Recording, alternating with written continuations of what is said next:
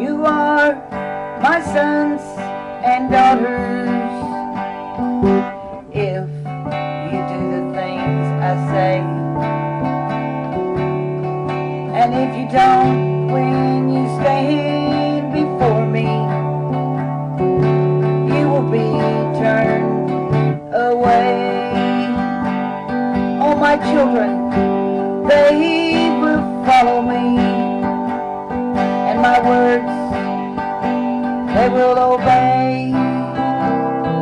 But those who will not follow me, depart is what they'll hear me say. You are my sons and daughters. Your salvation I came to give. I gave my life upon the cross and died that you might live. Now you must take up your cross and follow only me. Deceivers are in the land, and from them you must flee.